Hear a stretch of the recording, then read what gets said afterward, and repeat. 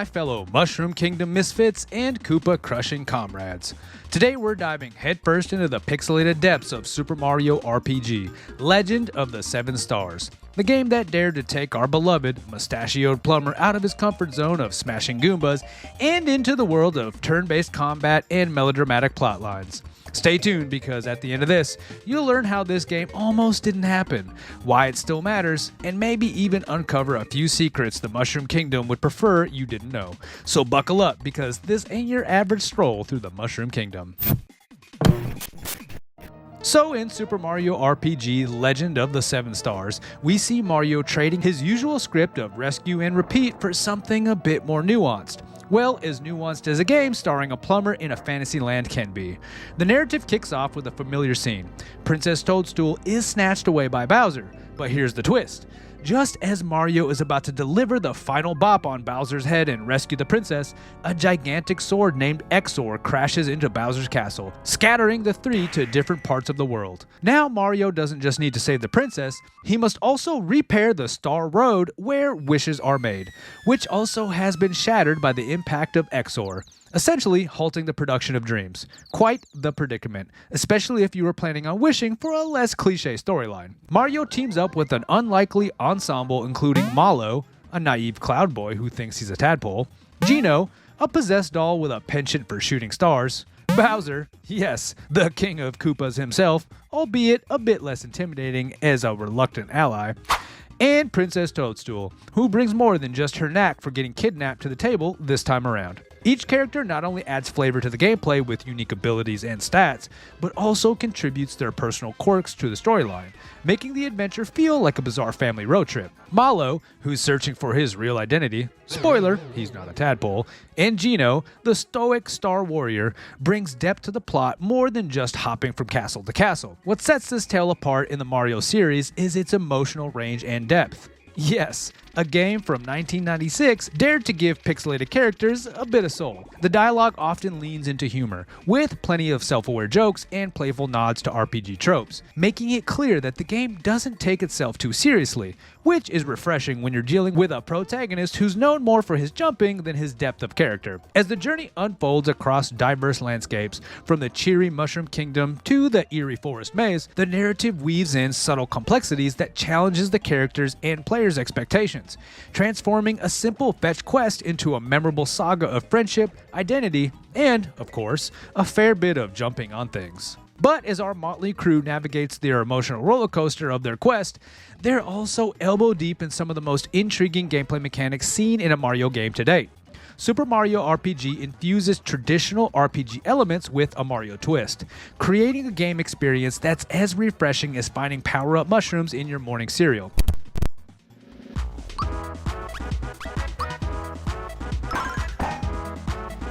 At its core, the game features a turn-based combat system, which sounds about as exciting as watching paint dry, but hold on to your shells, because here's the twist: timed hits. This mechanic lets players enhance attacks or reduce damage by pressing a button at just the right moment. It's like telling Mario when to jump in real time, except nobody's life is on the line. Well, except Mario's and his friends. This system not only keeps players on their toes, but also adds a layer of skill and engagement not often found in traditional RPGs, where you can sometimes win battles by spamming the attack command while half asleep. Exploration is another key element, blending typical RPG wanderlust with platformer elements. You're not just moving from point A to point B, you're jumping platforms, solving puzzles, and occasionally playing a minigame that might involve anything from racing Yoshi to betting on tadpole songs in a pond, because why not? Each area is packed with hidden chests, secret paths, and enough Easter eggs to make even the Easter Bunny jealous. But let's not forget about the menu system and character progression. Characters level up in the standard RPG fashion, gaining stats and learning new abilities, but you can also equip them with various weapons, armor, and accessories that modify their stats and or add special effects. It's like playing dress up, but instead of preparing for a night out, you're gearing up to face a giant sword that's crashed through the roof. Practical and stylish. The blend of genres creates a gameplay experience that is unique to Super Mario RPG. It's an experiment in what happens when you take a platforming hero and throw him into the world of RPGs, proving that Mario can do more than just rescue princesses. He can also grind levels and manage an inventory like a pro. Transitioning from gameplay mechanics to the magic behind the scenes, Super Mario RPG was a product of an unprecedented collaboration that might have seemed as likely as Bowser and Mario going kart racing on a weekend, which, of course, they eventually did. This game was the love child of Nintendo and Square, now Square Enix, two giants of the gaming industry who decided to merge their superpowers like some sort of video game Voltron. The development of Super Mario RPG began with a handshake between two industry titans, Shigeru Miyamoto from Nintendo and Hironobu Sakaguchi from Square. It was like if Einstein and Tesla decided to collaborate on a new gadget. The goal? To create an RPG that would appeal to both Mario fans and hardcore RPG enthusiasts. This wasn't just about slapping Mario's face on a typical Square RPG template. It was about merging the charm and accessibility of Mario with the depth and storytelling prowess of a Square RPG. The team faced a daunting task. They had to make an RPG that could be easily picked up by players who had never before experienced the genre while still satisfying seasoned veterans. The result was a game that featured simplified RPG elements and a user-friendly interface, making it a perfect gateway for those new to the genre. They crafted a narrative that wasn't just about saving the princess, but also about rebuilding the Star Road, adding a layer of depth and urgency to the adventure. Chihiro Fujikawa and Yoshihiko Miyawaka co-directed the project, ensuring that the game maintained the lighthearted spirit of a Mario game while incorporating the complex mechanics and storytelling elements that Square was known for. They were the conductors of this symphony of pixels, orchestrating a blend of creativity that pushed the boundaries of what an RPG could be. Oh, and by the way, if you're enjoying this deep dive into Mario's RPG adventure, don't forget to smash that like button and subscribe for more gaming gems like this one. Now, back to our regular scheduled programming. The soundtrack, composed by Yoko Shimomura, deserves a special mention. She brought a unique auditory flair to the game, creating memorable tracks that perfectly complemented the whimsical, sometimes poignant moments of Mario's journey. Yoko's compositions, like the rest of the game, bridge the gap between the adventurous, upbeat tones of a traditional Mario game and the emotional, layered scores typical of Square's RPGs. Visually, Super Mario RPG was a marvel of its time, utilizing the Super Nintendo's capabilities to create pseudo 3D effects. This was before the days of true 3D graphics in mainstream console games. And the art team pushed the SNES to its limits, creating a visually stunning experience that still holds a special place in the hearts of those who played it. The collaboration between Nintendo and Square was not without its challenges. Cultural differences and differing design philosophies had to be navigated carefully. However, the respect and understanding between the teams facilitated a creative exchange that enriched the game. This partnership laid the groundwork for future collaborations and helped to shape the RPG landscape, proving that sometimes the most unexpected combinations can lead to the most extraordinary results. So, after Mario and his eclectic band of allies had broken the mold for RPG adventures, how did the world respond? Super Mario RPG Legend of the Seven Stars hit the shelves like a Starman power-up, offering invincibility to any skepticism about its success. Released in March of 1996 in Japan and later in May in North America, the game was an instant hit. Critics and gamers alike were mesmerized by its innovative blend of genres.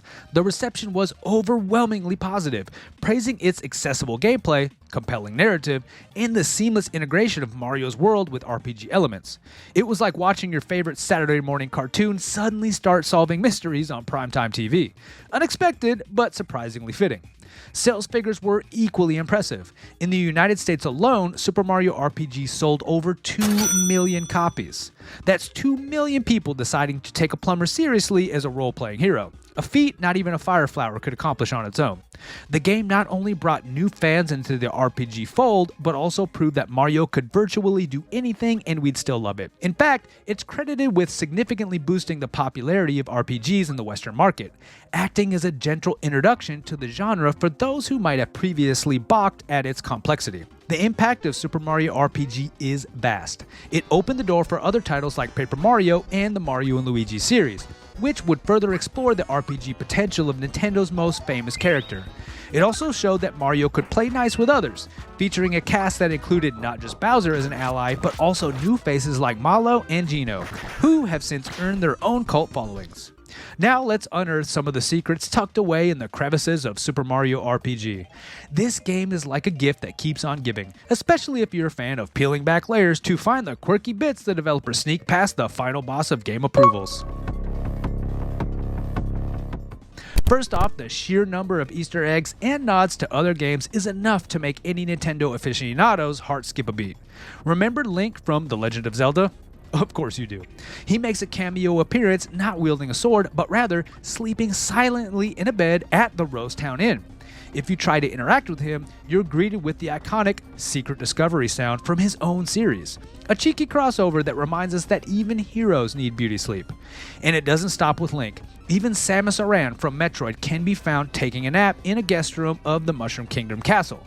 When spoken to, she mumbles about needing rest for her next mission, blending the universe of Metroid with Mario's in a dreamy crossover that surely had fans speculating if a Mario-Samus team-up would be next on the cards. But Super Mario RPG isn't just about winking at other franchises. It also is full of its own unique quirks. Take the Mystery Egg, a peculiar item that turns into a lamb's lure after being used enough times. This item transforms enemies into harmless lambs. Why? Well, why not? It's the kind of bizarre humor that sprinkles an extra layer of charm on the already engaging gameplay. Then there's the hidden boss, Culex. This character is a direct homage to the Final Fantasy series, complete with his own set of crystals and an epic battle theme borrowed straight from the Final Fantasy IV. Defeating him isn't necessary for completing the game, but for those in the know, he presents a delightful challenge and a nod to Square's RPG roots, a secret handshake for fans of the genre. And just like finding yourself suddenly out of mushrooms in the middle of a boss fight, we've reached the end of our deep dive into Super Mario RPG Legend of the Seven Stars. If you've laughed, learned something, or just enjoyed the ride through Nostalgia Lane, then my job is done. Remember, in a world of gaming, the real treasure isn't the secrets we uncover, but the hours we joyfully waste hunting them down. So keep your controllers charged, your curiosity piqued, and as always, save often. Because you never know when life's going to throw a rogue Goomba your way. If you enjoyed exploring the history of Super Mario RPG Legend of the Seven Stars, click this video here to see more from the Retro Reload. And as always, thank you for watching.